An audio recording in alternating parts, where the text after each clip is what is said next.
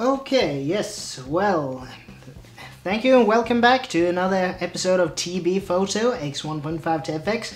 A little bit overdue, yes I know, but life's what happens when you make other plans, as John Lennon would have put it. Well, I'm sitting here with, now this is the Swedish version, but I wouldn't doubt that it's the same in other nations across the globe right now. The latest number of Natural Geographic, it is... the 50th anniversary of the moon landing, so it is a special issue that is all about the space race of the late 1950s and the 1960s and beyond into our times. So it's a really interesting, issue of Natural Geographic. So if you're a space freak, I would really recommend you to get this issue of this magazine. But anyway, I thought that with the spirit of discovery and Nat Geo, I thought that we would do another one in the my little series here of NASA and Hasselblad photography. But we're gonna go off on a little bit of a tangent in the end as well. But anyway, let's get out the bag of tricks and see what we got. Well, this is the fifth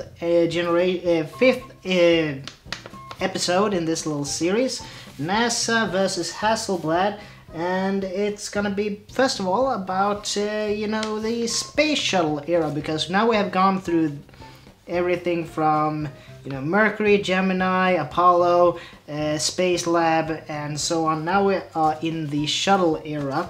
And actually, then they actually continued to use Hasselblad cameras during the some part of the shuttle era, space shuttle era, but they used a whole bunch of different models of Hasselblad cameras. And some of them they were still using the ELM, like the one I have here on the tripod. More about that later. Then they had the ELX. And the ELS, which was basically the same camera. The difference was that the ELX was the more, should we say, civilian or, average use version, and the ELS stood actually, I believe, for space. So basically almost the same camera, but the ELS was a little bit special. So they were both a 500 ELX, but then there was a special version that was called the 553 or 553 ELS as well. But I think the basic difference is that, as I have here, the ELM, it's basically a 500 CM that has been modified with the motor winder attachment. And the ELX and the ELS, or 553 ELS, they had TTL flash metering built into the camera body. Not that I don't think they did that much flash work in space. Correct me on that if I am wrong. I would love to have that, so put it in the comment section below. And then they actually changed to the 203 FE and the 203S versions of the camera body. And the biggest difference with the 200 series of Hasselblad camera bodies is that they can both use the focal plane. They both had built-in focal plane shutters, and they can use the central shutters that were built into the some of the lenses, so you could have best of both worlds, so to speak. But also, if you look at the astronaut's photographic handbook, which was, I think you can get it on eBay. It costs a pretty penny, but I know that you can get it in a PDF format as well. It's the NASA Hasselblad Astronaut's Photographic Handbook, or manual, sorry. And that little pamphlet shows a little bit of the optics and so on that the astronauts used. And they used basically 3 lenses of different generations of Carl Zeiss designs, but basically it was the 50mm f4, the 100mm f3.5 and the 250mm f5.6, which was the three mainly used lenses during the shuttle program when they were using Hasselblad cameras.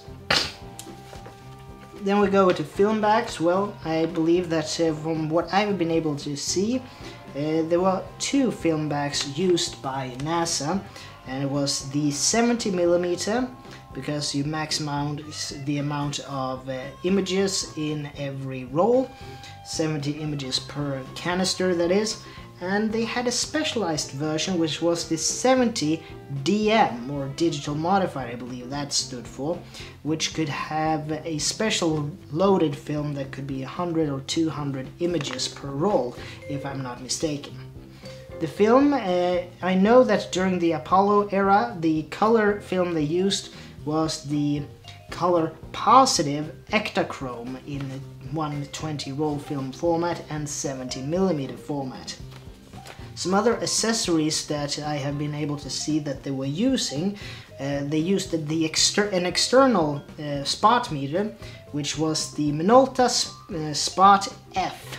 A picture of it here. It's also shown in picture form in the Hasselblad Astronaut's photographic manual. They used the HC4 finder, which is a prism finder. I have the little brother of it, not with me here, that I can show you, but if you look at previous postings in this little series of NASA Hasselblad photography, you will see that viewfinder. And the special thing that was that the HC4 has a longer tube on the top, and that was to accommodate for the extra size of the 70mm film backs. What else did they use? Well, they had not the original focusing screen or focusing plate. They used the split prism focusing screen that also had a grid pattern imprinted on it.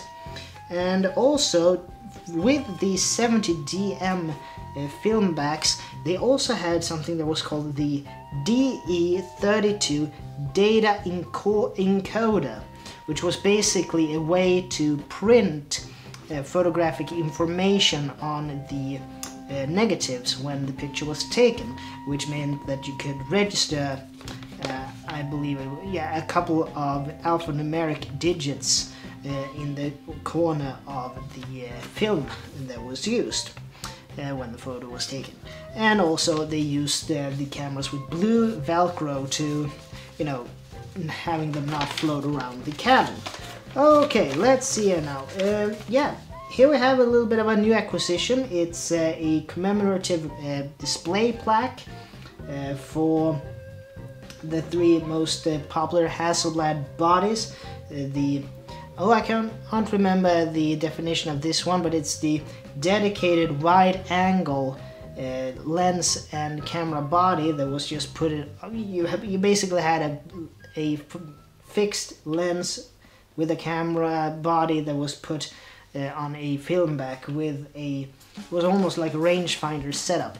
If you know the Spaniard Nico for Nico's photography show, he went to Helsinki, Finland actually, when he tested one of these cameras for thecamerastore.com. So really, I gotta put a link in the description to that guy's channel because it's awesome and I really think you would enjoy it.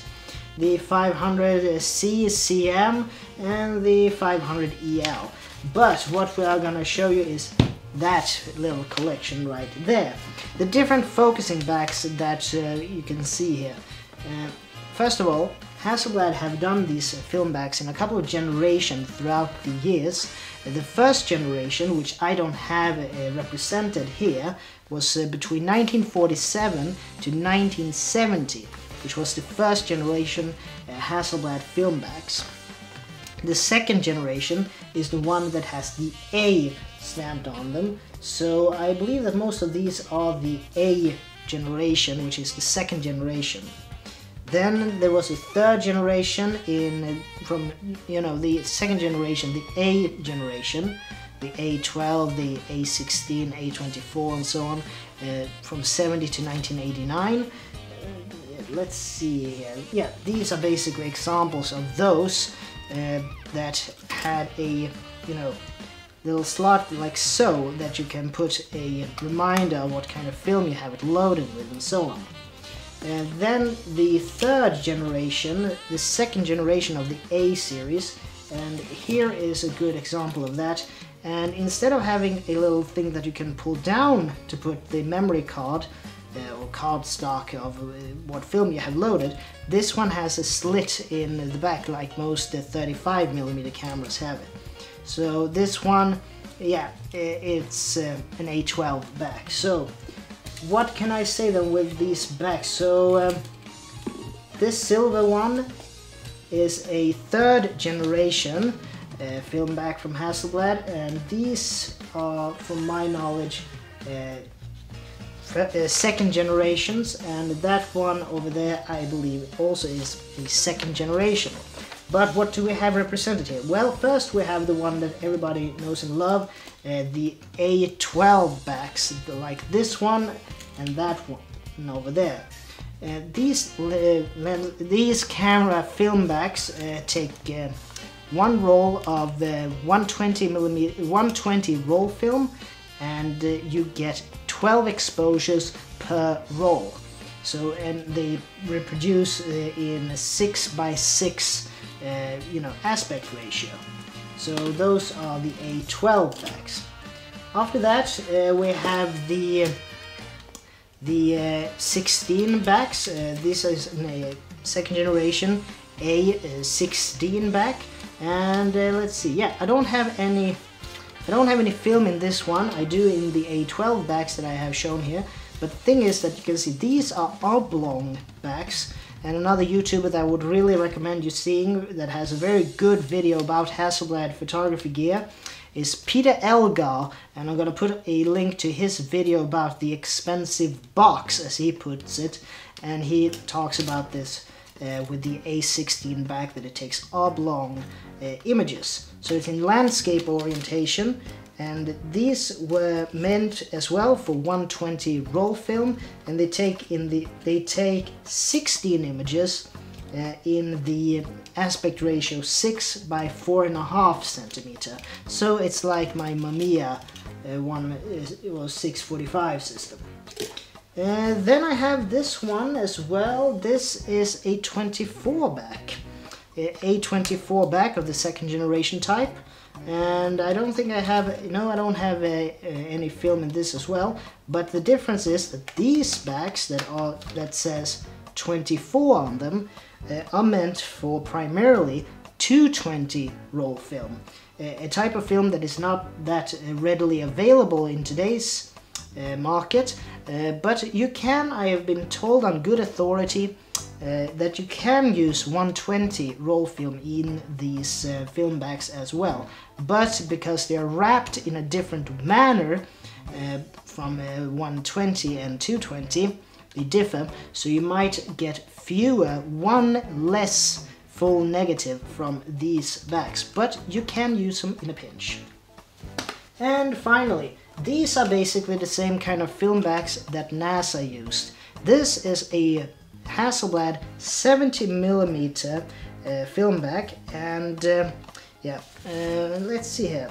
It takes 70mm cinema film that is specially loaded, and it again takes, I don't have any in this one, it takes in 6:6 centimeter film aspect ratio, and when you open it, you open it as any other film cartridge, but the difference is that in this aspect you have like a giant 35mm film spool, and on this it says actually Kodak Ektachrome 200 professional film 5036 daylight process E6, and so on and so forth. So these actually had these special canisters of film that you have one here and one here. So yeah, that's the way this was used. So this is basically a similar concept of what was used by NASA during the time they used Hasselblads, basically. Let's see if I can get this in here. Sometimes this has been a little bit finicky to get to load. Oh yeah, there we go. Yeah, there we go. So these are basically the film backs that I have represented here from the Hasselblad lineup. And oh yes, there was a 4th generation as well for the 500 or the V system of Hasselblads, and it was the ETCC, which was basically electronic film backs that were used in the late 1990s and up until the early 21st century. And yeah, now actually, if you're a Hasselblad user, you might have seen the old Hasselblad forum magazines. And this is one from 1992, I believe, the 3rd issue for that year. And on one of the pages here, there is an interview with a police officer, actually, a Swedish police officer named Per Lundqvist. And I'm just gonna try to, roughly translate what it says here. Per Lundqvist is a police officer, pilot, and photographer. In the helicopter he is flying as a police, there is a Hasselblad 500 ELM that is mounted and loaded with triacs. So basically, this type of stuff. Let's see if I can use it. Yeah. So it's loaded with triacs, and on it is a Sona 150mm call-sized lens that is set to infinity, f4 and 1/500th of a second. The helicopter is maneuvered to a good position, and the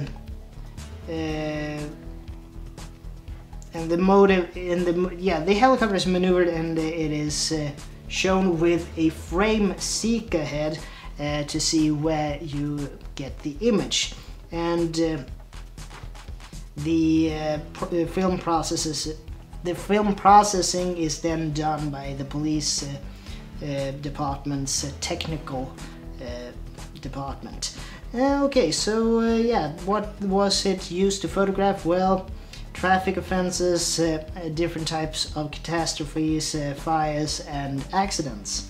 And the same person, Per, is using on his spare time a 500 cm that he actually bought by taking a mortgage.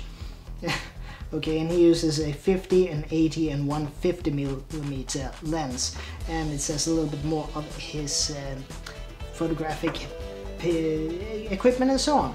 But that actually means that for all intents and purposes, I have here the same type of setup that was used by the Swedish airborne police up until, let's see, in 2003, I would believe, actually. Maybe that this was changed now, but actually it was a little bit interesting to see that the Swedish police force, before they used Bell 206 jet ranges, Model 2 and 3, and it was used between 1967 to 2003.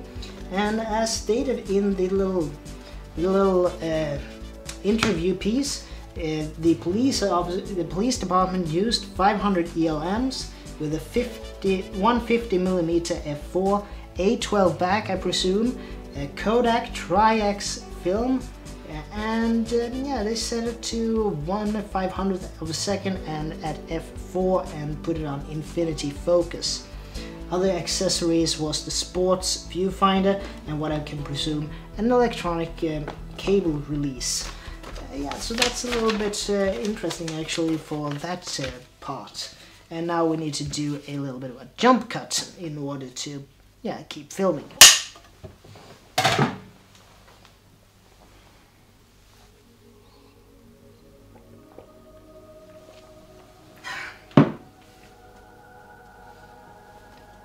Okay, so we are back. So yeah, that's a little bit of interesting acquisitions, in my opinion, for the Hasselblad system that I have managed to accumulate so far in this little photographic journey.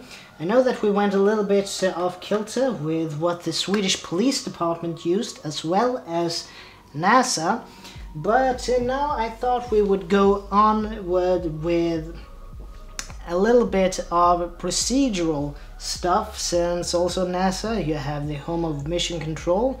And I found these binders actually on Tradera, a site I've talked many times before, and it is how-to books that Hasselblad published.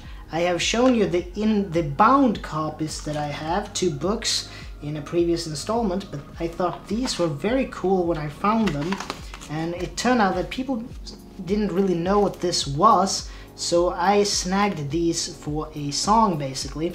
And what they are Hasselblad how-to manuals, like photographing children, wide-angle photography, architecture, to view things photographically. Let's see here now.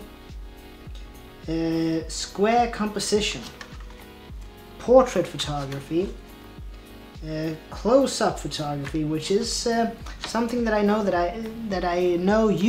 I have been dabbling in and I'm planning to continue with.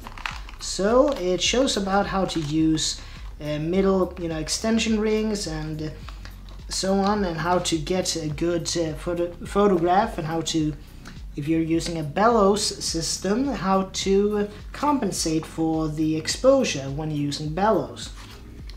So yeah, there is a couple of duplicates in this as well. Telephoto photography, for instance. So yeah, there are a couple, and I think these looks like these kind of old binders, like so. They look a little bit like, what you would say, NASA flight plans and so on. So yeah, you have all of the instruction sheets in them, and it wasn't one, it wasn't two, it was actually 3 of them. So let's see here. Yeah, and they were actually quite interesting when you read about what they are. Yeah, as you can see here, it's a duplicate. It is journalist photography, underwater photography, because Hasselblad actually made an underwater housing for the 500 series. Industrial photography, and what's interesting in all of these is that they actually what should we say, they recommend what gear you should be getting if you're gonna do a certain type of photography with your Hasselblad equipment. So they give very sound advice actually. Another one about portraiture, but here's a cool one. Forensic photography.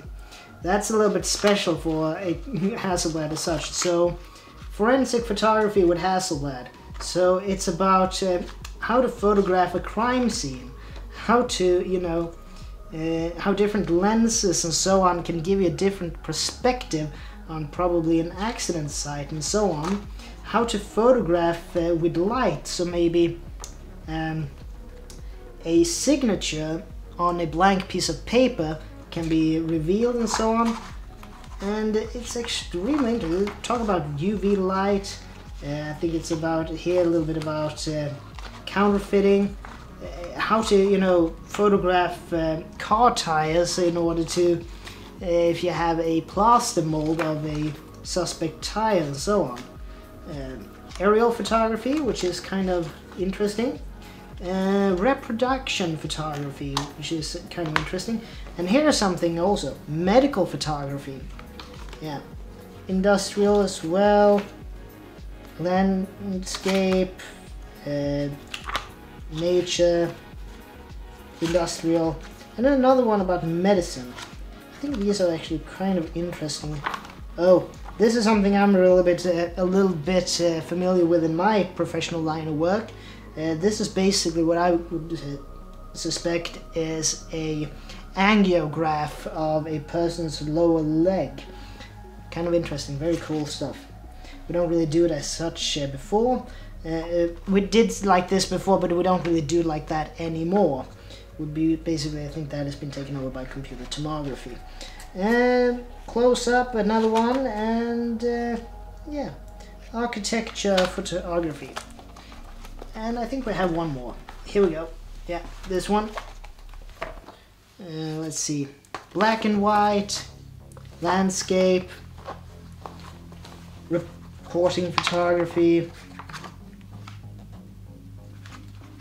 Yeah, it's a really interesting collection of different types of photography that you can do with the Hasselblad system, and suggestions on gear and techniques that can be valid in the use with this. How to take Polaroids with you know, Hasselblad equipment and so on. So it's really interesting. So if you can get a hand on any of these little pamphlets and so on, they are very informative in order to get your photography to the next level. So yeah, I know that we have talked a whole bunch about literature in this episode, but yeah, we're gonna see what we can go with it further.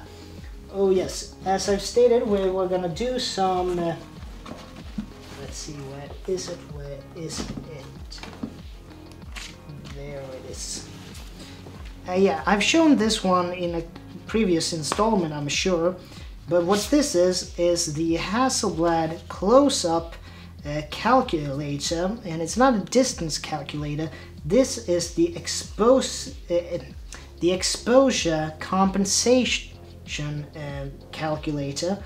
It shows about how far you are from your subject and how many stops of light you have lost if you're using a bellows system, or the Hasselblad you know, macro rings and so on. But yeah, what can I use this for then? Well, here we go. I managed to find this one on Tradera as well, this little system. And what this is, it's a Hasselblad bellows system for the 500 series of cameras. But here we have a little bit of a dilemma.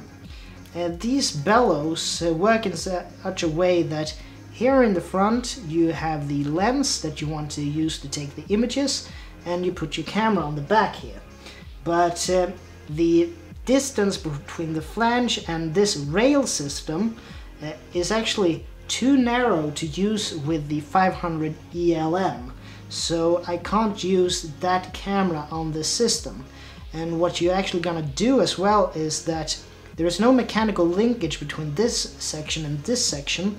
So you have a rotary dial here, and you have a threading here for a release cable. So you need actually either a proprietary, very expensive and hard to find dual release camera release that would release both the tension in this one, in the bellows, and in the camera body simultaneously in order to get an exposure. Or you can use, if you're brave and by necessity, you can use two independent cable releases and try to synchronize your pushing of both the plunges. Yeah, and also another feature of this is that it has a rail system on the lower part as well. So if you need to do small adjustments of the distance between the lens and the subject, you can do it not by moving the tripod or whatever type of fixture you have for this contraption, but you can just move it, slide this backwards and forwards with this little dial. So that's it for so on. But I thought that if I have this brilliant piece of camera equipment and I don't have that one, can't use it, well, what do you do? What do you do? Well, one evening I couldn't sleep, so I just browsed a little bit around, and yeah, I can say for sure I have gotten myself another case of gas, because yes, another one. That's it, I've gotten another one. I managed to get a 500 cm. So this is a Hasselblad 500 cm, all black. It was this one, I was so chuffed that I found it, because this one ticked every single box of what I wanted in a 500 cm. It's the all black version. It has the newer style winder, and yeah, and it even had the modern style self-folding chimney, you know, or rather waist level finder, and it came with a great set of, you know, the ordinary, or rather standard focusing screens and so on. Brilliant, and with an A12 back. So yeah, win-win situation in my opinion. And also I watched one of Nico's shows when he talked about dating the camera bodies and so on. And one little thing that I found out that this camera body that I thought was a little cool actually, is that mine is actually engraved with a former, what I only can assume is a former owner's name. So it says here Richard Hansen. So yeah, Richard Hansen, probably a previous owner of this camera. So yeah, I mean, that sound, it's really brilliant sound. It works brilliantly. Might take this out on the town to do some street photography.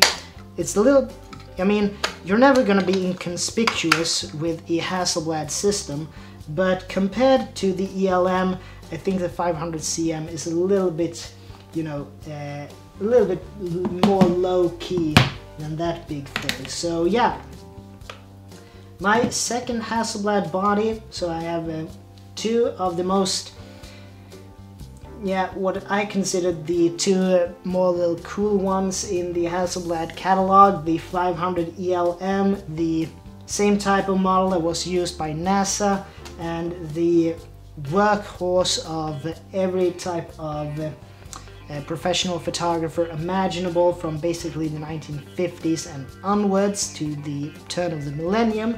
And now actually, because of Hasselblad's reintroduction, or rather the second generation of the 50 megapixel digital back, these cameras I think might go up a little bit in value, because you can now use them with Hasselblad's own digital backs that are, you know, aesthetically like the old school versions. I know that the older version had an external battery that was hanging underneath, making it not possible to put it down like this, but the new one apparently has an internal battery and a tiltable back screen as well. So really excited for that little news from Hasselblad. I know that DJI owns them now, so it's basically a Chinese company nowadays.